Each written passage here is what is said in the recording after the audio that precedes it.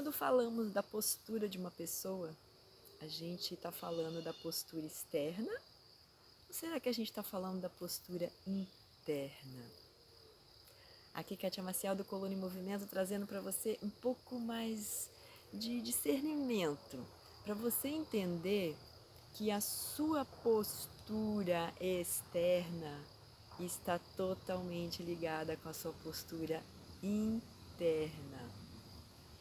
E com isso, a partir do momento que você começa a entender que essa ligação é direta, você passa a entender o que você pode fazer para melhorar a sua dor de coluna, sem medicamento, sem cirurgia e no conforto do seu lar. Gente, eu estou trazendo para vocês aqui hoje uma leitura de um livro muito interessante que eu estou apaixonada por ele, chamado A Doença como Caminho. Olha o que está dizendo aqui à frente dele. Uma nova visão, a doença como caminho é uma nova visão da cura como ponto de mutação, né, ou de transformação, em que um mal, né, no caso a doença, se deixa transformar em bem, né, ou numa cura. Olha que interessante. Ouça bem isso. Quando falamos da postura de uma pessoa, não é possível deduzir se nossas palavras que estamos nos referindo é a sua postura física ou a sua postura interna, a sua atitude interior. Mesmo assim, essa dubiedade de sentido, né, esse duplo sentido, não leva a mal-entendidos, porque a postura exterior corresponde à postura interior. No exterior se reflete o interior. Assim, por exemplo, falamos de uma pessoa ereta sem nos darmos conta de que com a palavra ereta estamos descrevendo um ato físico que teve uma importância imensurável na história da humanidade, né? Homo erectus, né? Homem de pé. Um animal não pode ficar ereto, visto que ele ainda não se ergueu. No momento, em algum ponto do difuso e distante passado da humanidade, o homem deu o gigantesco passo de andar ereto, né, de sair da posição de 4 e se tornar o Homo erectus, né, o andar ereto, e dessa forma poder olhar para cima em direção do céu. Isso lhe ofereceu a oportunidade de transformar-se quase que num deus, porque perto do animal ele tinha a possibilidade que o animal não tinha. Dissemos então que as posturas interior e exterior se correlacionam. E dissemos que a analogia se torna óbvia em muitas expressões. Assim é que existem pessoas que andam erectas e tensas demais e duras demais, e outras que gostam de andar inclinadas e corcundas. Vocês já viram isso? Normalmente as pessoas mais durinhas, as pessoas que são mais rígidas, elas estão sempre retas, estão sempre na mesma posição dura. Eu já me peguei várias vezes assim, muito dura, sem muita movimentação. E eu era uma pessoa muito dura, muito rígida interiormente. E há, no sentido oposto, há pessoas que estão sempre inclinadas para frente, com a coluna bem inclinadinha lá atrás. Elas estão quase que querendo voltar a andar de 4, quase encostando o tronco no chão. Já perceberam isso? Pessoas muito corcundas, normalmente essas pessoas são mais fechadas, são mais reservadas, muitas vezes depressivas. Então, o interior dessas pessoas, está refletido aqui, tanto a empinadinha quanto a corcundinha. Então, conhecemos pessoas duras e teimosas, bem como pessoas que rastejam, essas que eu acabei de descrever aí, né, que quase chegam no chão. E muitas delas não só não têm postura, como também não têm os pés no chão. No entanto, é possível tentar influenciar a postura externa, a postura exterior, a fim de mascarar uma postura interior. Olha que interessante isso. E é por isso que os pais vivem a gritar com os filhos. Anda direito, menino.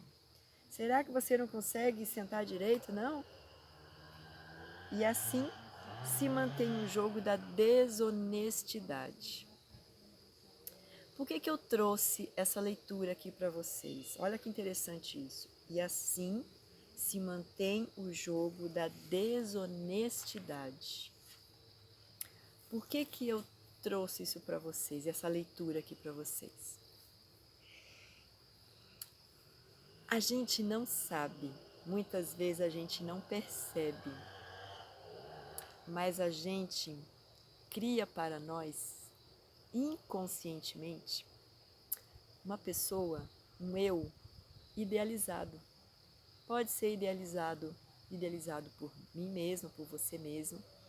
Pode ser um eu idealizado pela sua mãe, pelo seu pai. Ah, esse aqui é o meu filho. Ah, esse meu filho, ele é isso, ele é aquilo, ele é cheio de adjetivos. Ah, ele vai fazer faculdade, ele vai fazer medicina. Ah, ele vai ser engenheiro. Ah, esse meu filho aqui é um filho maravilhoso. Ele é muito tranquilo, ele é isso, ele é muito forte, ele é muito decidido. E muitas vezes a criança não é, mas ela se torna, porque de tanto que os pais idealizaram ela para a sociedade, para os amigos, ela acaba passando a ser. E a sociedade também tem um poder muito forte sobre isso. Ah, você tem que ser forte, você não pode chorar, você tem que engolir o seu choro, você tem que ser decidido, você tem que comprar isso ou comprar aquilo, você tem que decidir rapidamente. Você tem que ser isso, você tem que ser aquilo. E às vezes você não quer ser nada disso do que te falam. Às vezes você não queria ser nada disso que te idealizaram. Eu vou dar um exemplo aqui muito prático, comigo mesma. Eu descobri há pouco tempo, tá, gente, que eu vivia dentro de um eu idealizado por mim ou por todo um contexto aí da minha vida. Eu sempre gostei de usar os turbantes, sempre gostei de usar essas roupas assim, sabe que parece que as pessoas muitas vezes falam que é roupa de bicho grilo? Pois é, eu sempre gostei de roupa assim, sempre gostei de roupa larga, de calça larga, nunca gostei de calça jeans, sempre gostei de tênis, de sandalinha, mostrando os dedos, nunca gostei de sapato de salto, mas eu vivia no meio de muitas mulheres. Era minha mãe, mais duas irmãs que sempre gostaram disso. Elas sempre gostaram de se maquiar, de se produzirem, de salto alto. E eu passei a me vestir assim porque todas elas se vestiam assim. E muitas vezes eu até ouvia: você vai assim, Kátia? Assim? Assim? Você vai assim, vestida assim? De calça jeans e camiseta e tênis? Esse sapato tá furado, Kátia. Você vai assim? E eu falava, eu quero ir assim. Não, você não vai assim. E aí eu ia lá e trocava. Ninguém nunca me impôs nada. Mas para fazer parte daquele ambiente, para não me deslocar tanto daquele contexto, eu ia lá e mudava de roupa. E inconscientemente, eu queria fazer parte daquele grupo. E aí uma forma que eu tinha era mudar um pouquinho, algo em mim. Foi uma fase boa. E deixo bem claro aqui, tá, que eu não estou culpando minha mãe, minhas irmãs, não estou culpando ninguém por eu ter entrado nessa. Só que depois que eu cresci, e não faz muito tempo não, tá? Foi agora, recentemente, é que eu comecei a me vestir como a Kátia mesmo, a Kátia que eu gostaria de ser. E aí eu passei a perceber que eu vivia uma vida que não era minha, que eu vivia, não uma vida, eu vivia uma forma de me vestir que não era minha, que era o que a sociedade me imprimia, que era o que minha mãe achava bonito. Mas não significava que ela estava errada também em fazer isso. Ela achava bonito, ela achava que era melhor assim. Então, hoje, a minha atitude interna, ela reflete aqui na minha postura externa, na minha atitude externa. E eu só comecei a me livrar da minha dor de coluna quando eu passei a ser a Kátia verdadeira. Quando eu passei a ser a Kátia que não levava mais desaforo para casa, que batia o pé e falava: não, eu quero ir assim, eu vou assim, eu tô bem assim, por que eu tenho que mudar de roupa? Não, eu quero ir de tênis e camiseta, eu quero ir de calça larga ao invés de calça jeans.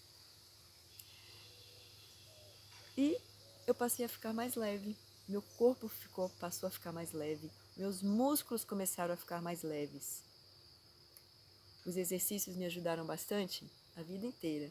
Sempre fui muito ativa, sempre fui muito ligada ao esporte, muito ligada a fazer atividade física. Meu corpo sempre pediu isso. Mas a minha atitude interna foi o que realmente mudou a minha postura externa.